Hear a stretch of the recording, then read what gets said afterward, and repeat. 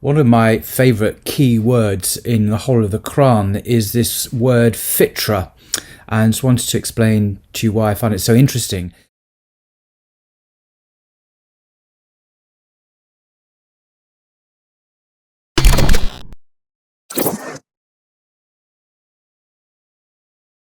What it tells us about our human nature, and also what it tells us about religion, which is usually seen, particularly in the West, as a kind of an alien moral or philosophical religious system that's imposed on people. And they have to kind of somehow conform to it, and this makes people unhappy, of course.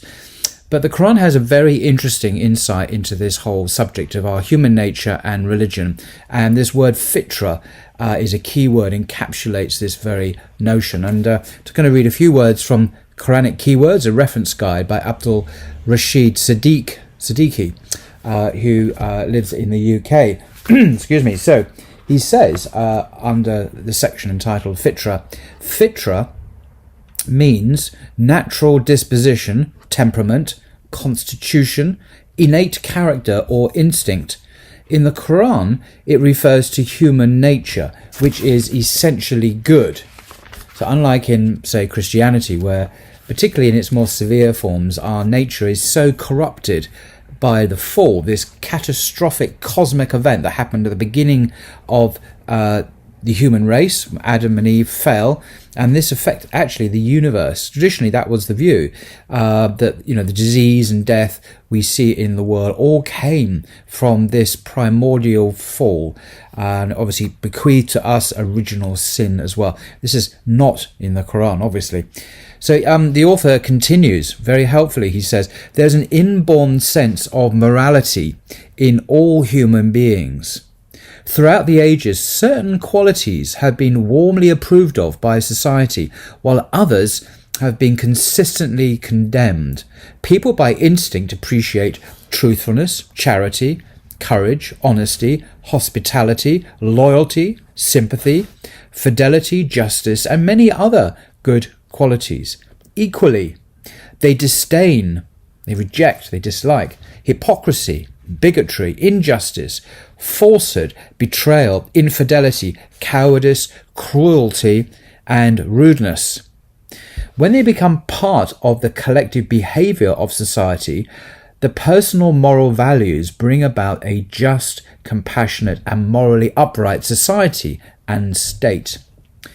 And this is summed up in the verse in the Quran, by the soul and the proportion given to it, and its enlightenment as to its wrong and its right. That's Surah 91, verse 7 to 8. It's worth looking that up, actually.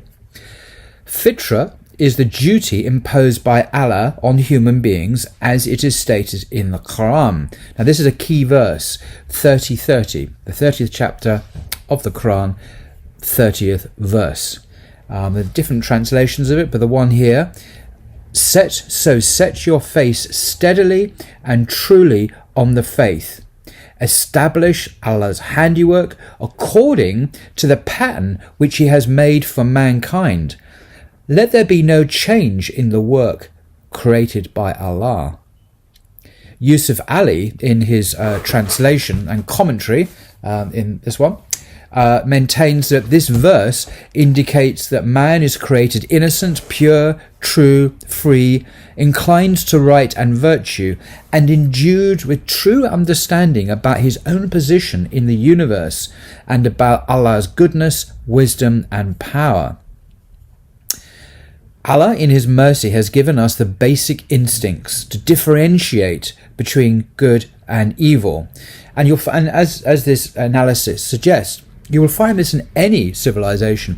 This is not peculiarly Arab or Western, or it could be China, it could be Mesopotamia, it could be anywhere.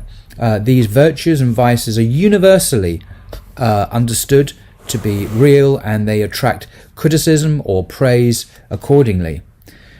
Allah, in his mercy, has given us the basic instincts to differentiate between good and evil. But human affairs are much more complex and need more precise guidance. Hence, through his messengers and prophets, Allah guided humanity in all ages, as promised to the prophet Adam, upon whom be peace, and his progeny, So if you look at Surah Baqarah, the second surah, verse 38, 2:38. Back to the verse quoted above, 30:30. It's preceded by the injunction to set your face steadily and truly to the true religion. This signifies, says our writer, that religion is not an imposition on human beings, but is the fulfillment of their basic need. Thus, the Quran refutes those who assert that man is shaped by his environment. Instead, man is created in the best of molds. Look at Surah 95, verse 4. So this is really, really interesting. So the true religion is, in a sense, in accord, in harmony with our human nature, with our hearts. It's not an alien external imposition on the human being, which is a view that's very popular in the West, coming from the Enlightenment in Europe in the 18th century onwards, where Catholicism was seen as something tyrannical and not really in harmony with our basic needs. In Islam, in the Quran, very different.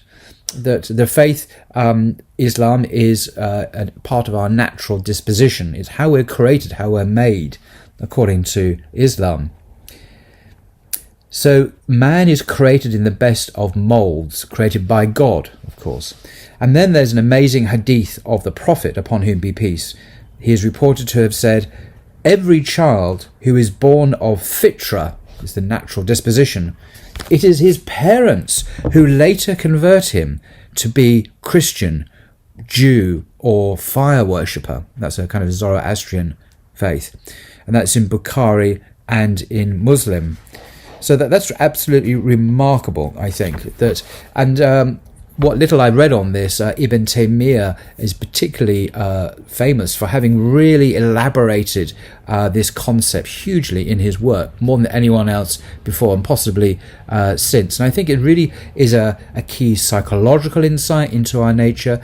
It speaks to our physicality, our DNA, because the DNA, which is an incredibly sophisticated piece of information technology, hardly a random product of meaningless, non-directed evolution. It's intelligently designed.